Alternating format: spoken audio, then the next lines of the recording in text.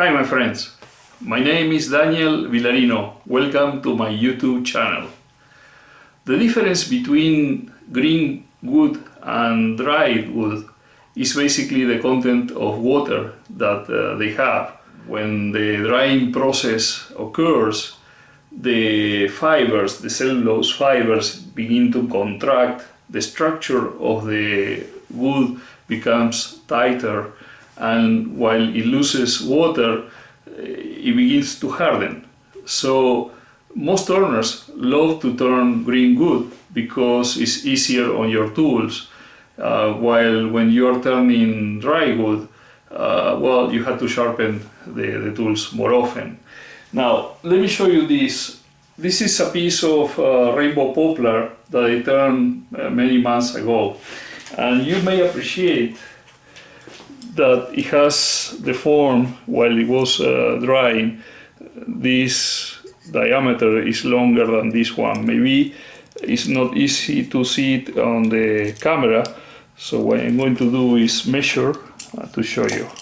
It has about 84.5 millimeters in that direction, and it has about 91.5, maybe, yes, 91.5 in that other direction.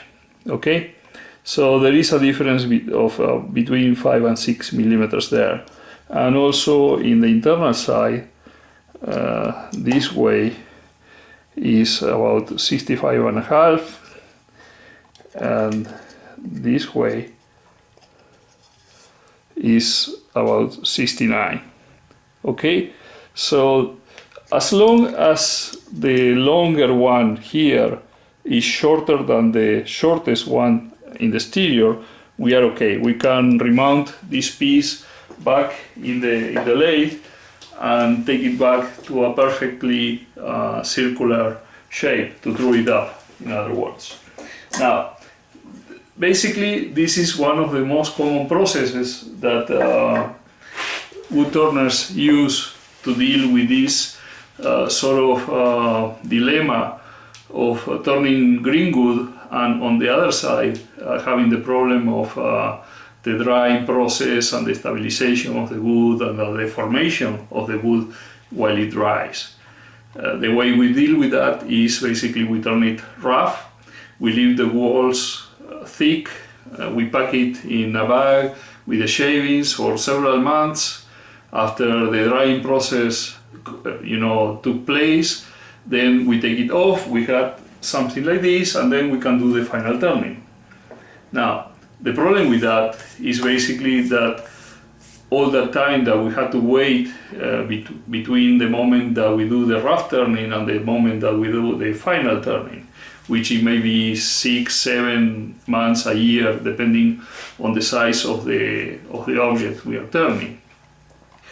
Are there other ways to avoid this, to do green turning without having to wait so long to get the final piece? As a matter of fact, yes, and I have seen a few of them. Alan Stratton of As Wood Turns, I'm going to put the link to one of his videos here. He does a rough turning of the ball, then immerses it in a container with alcohol, and the alcohol is a dehydratant. So basically the alcohol dehydrates the wood. It combines with the water molecules and extracts them from the wood. So you immerse the rough turn ball in alcohol, leave it there for just a few days, then take it out, let it dry, and then you do the final turning. And for what I understand, that is a process that has pretty good results, although I never tried. But Alan has done it, and I think he has had really good results with that. The other process that many turners use is to turn the walls really, really thin. And that makes sense, because the water that is trapped inside the fibers of the wood has to travel a much shorter path to get outside. So the thinner you turn, the easier the drying process. And besides that, when you are doing the final turning, it will require sanding both in the interior and the exterior of the ball, and that sanding generates friction, and the friction generates heat, and the heat helps the evaporation. So all these elements combined help, supposedly in theory, that when you turn something really thin, it may not be necessary to wait many months to get a final result. You just may finish the product right away. And there is a chance that there won't be cracks and there won't be warping of the final shape. Now, other turners argue that if there is warping, so what? And as a matter of fact, yes. I mean, the warping may even add some character to the final piece. I guess all depends on what is the final use of the element you are turning. If you are doing like a salad bowl or a fruit bowl, and it's something that is going to be handled on a day-by-day basis, I guess you prefer to have walls that are a little thicker. That is more practical. Now, if you are doing an art object on the other side, well, if you get very thin walls, you know, it's not something that is going to be handled all the time, so the risk of breaking it is much less.